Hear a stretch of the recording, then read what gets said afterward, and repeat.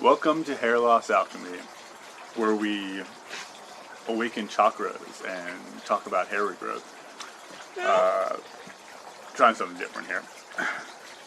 If you know how to use these tuning forks, let me know, because I really don't know what the F I'm doing with these.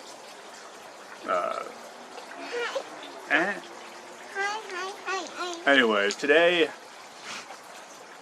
the subject I want to talk about is how to avoid fatigue on the carnivore diet. This is mainly a hair loss channel. If you've never seen any of my other videos,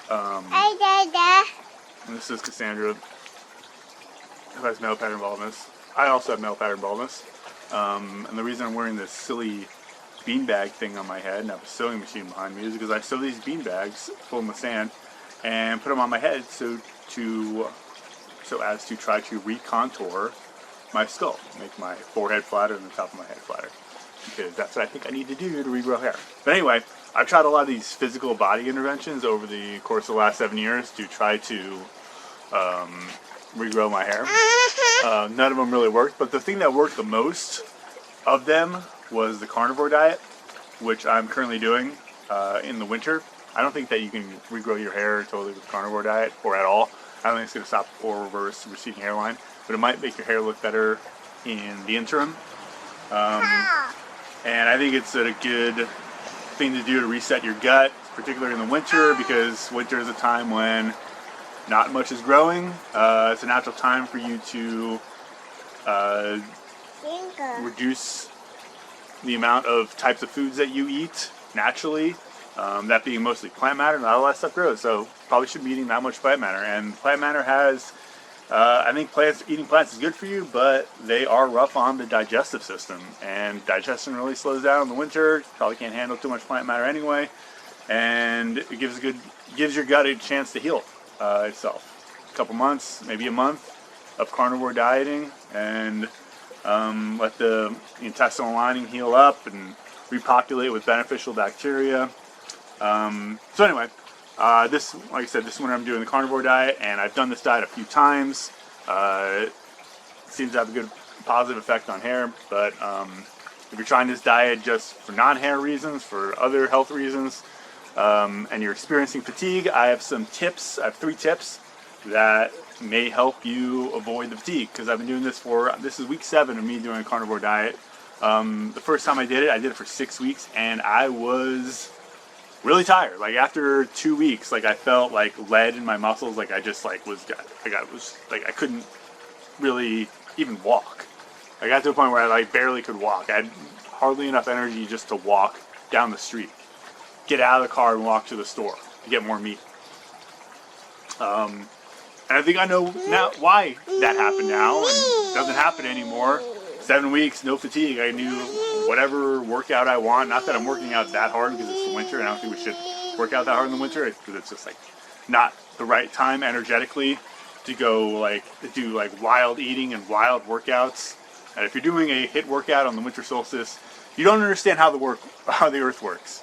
But I am starting to increase my energy, my workouts, and I really am not having any fatigue issues. So anyway, the 3 things that I do now that I used to not do when I had extreme fatigue on the carnivore diet are: 1, eat raw organ meats. Raw meat's good, but especially the raw organ meats. Now, the old reason why I believe you should do this is because organ meats have this thing called vitamin B12. And vitamin B12 is the energy vitamin. Supposedly, they give you B12 shots, and that gives you a bunch of energy. I'm not so sure that there's such a thing as B12 anymore, but I am confident that there's something about some nutrient in raw meat, like cooking denatures something in raw meat that gives you energy. There's something in raw meat that gets some nutrient in there that gets denatured in the cooking process. It gives you energy. I don't know what it is, but it's there.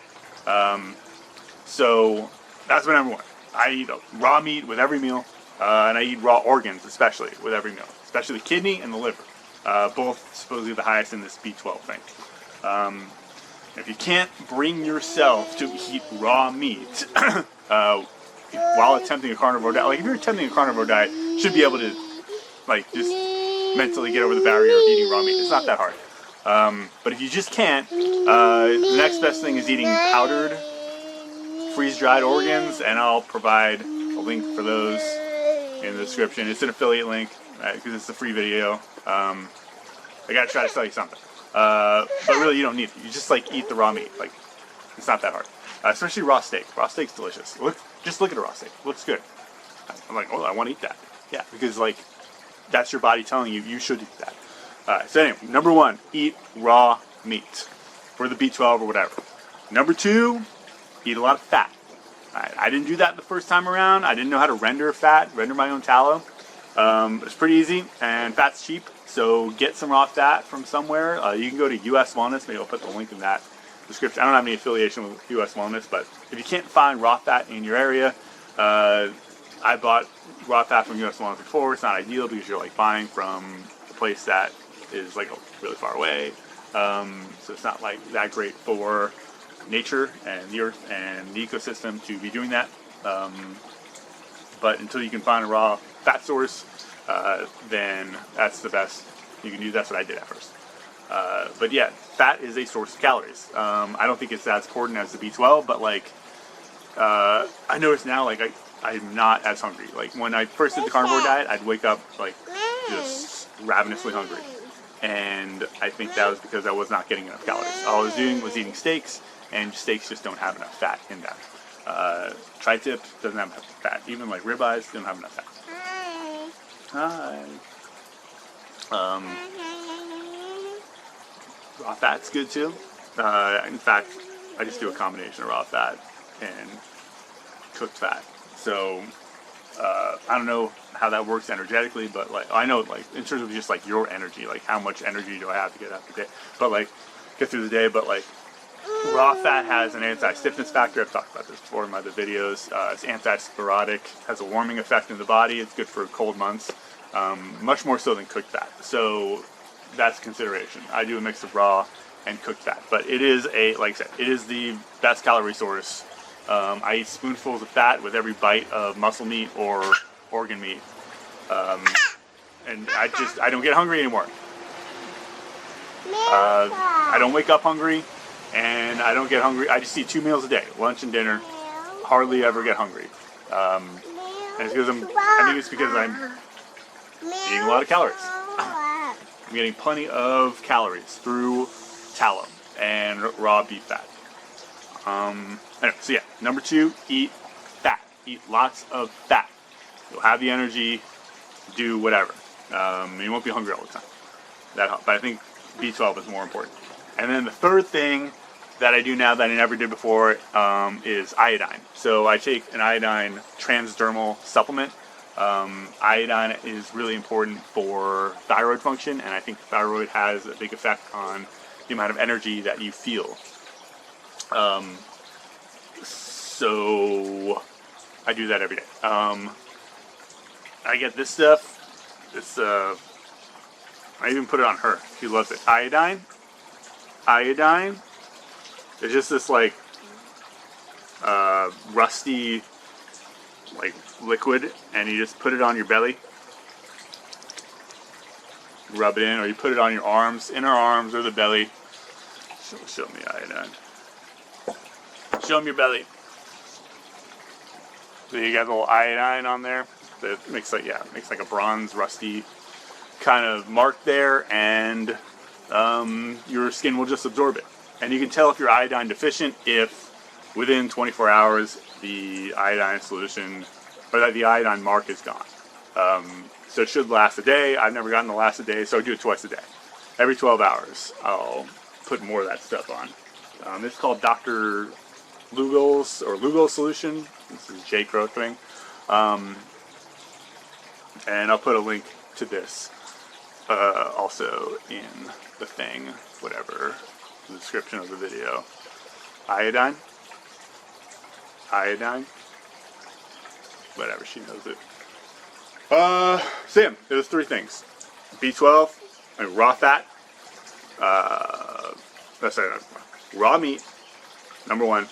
2, eat lots of fat. 3, iodine for your thyroid. So the reason iodine is good for your thyroid, I think with iodine, it's it's in the halogen family. So like other things like chemicals that are in our furniture, like bromine and chloramine and shoot, I don't know. There's one other one, but they all compete for like, I don't know, some receptor in your hormone receptor in your thyroid, supposedly. I don't know if hormones exist, but anyway, iodine helps with thyroid. It helps. You just need iodine for your thyroid. That's what I gathered, and it seems to help with fatigue, I'm guessing, because I used to not do it, now I do it. Even if you're not doing a carnivore diet, you're going to want to supplement with iodine. Unless you're eating, like you could do this carnivore diet and just eat like cod every day, then you probably don't need this. Or usually like you're just eating a seafood carnivore diet. You can do that and you probably don't need any iodine. Because that's what, like, you get most of your iodine from seafood. Which I do eat some of, but the thing about like beef is like it's saturated fat, which is the better fat profile for us. Even like the Eskimos, like they wouldn't eat all. They had access to fish like year round, but they wouldn't always eat fish because they needed to balance it out with saturated fat. Otherwise, they'd go mental. Like there's something neurologically that impairs us if you just eat all polyunsaturated fat, which is the fat of fish profile fat. Fish fat profile is mostly polyunsaturated, is what I'm trying to say. It does something neurologically to us in an impediment sort of way, which I don't want to avoid. And also just beef is just way more satiating. But yeah, you can do carnivore fish. You'll be plenty iodine replete. Yeah. Oh, and bonus, or one more bonus one. Magnesium. I don't know how much energy magnesium gives you, but it helps me sleep. And if you're like having insomnia on the carnivore diet, you're going to be pretty wrecked. You're going to feel pretty wrecked during the day. You're not getting enough sleep. And so I guess like indirectly magnesium can help with energy because you'll sleep and you'll feel better. You'll be more rested for the day. Yeah, bonus fourth tip. Do magnesium foot baths, which I have a video about, and I'll put another link to the description. Yeah, so yeah, like I said, it's not a free video unless I try to sell you stuff. So I'll put all the affiliate links to the stuff that I think helps in the description, in case you have no idea where to get this stuff. But like, it's all pretty easy to find, not in stores. Magnesium is easy to find in stores. You don't need to order that online. The iodine, you have to order that online. From my experience, I've never seen it in stores. I've never seen this Lugo stuff in stores anyway. And beef organs are somewhat easy to find, but it's kind of annoying to vet these people. And anyway, I'll just give you some links, some affiliate, some non-affiliate links to the freeze-dried organ meats that I've used in the past. Okay. I think that's it. It's all the ways you could avoid carnivore fatigue. Yeah, I don't feel it. And I was really... Yeah, I had no energy, like 2 or 3 weeks in, like I said. It's like lead muscle, like, sluggish, real sluggish, just a slug, an absolute slug. Uh-oh. Alright, we're done. Wave bye-bye. Bye-bye. Alright, bye-bye. Bye-bye.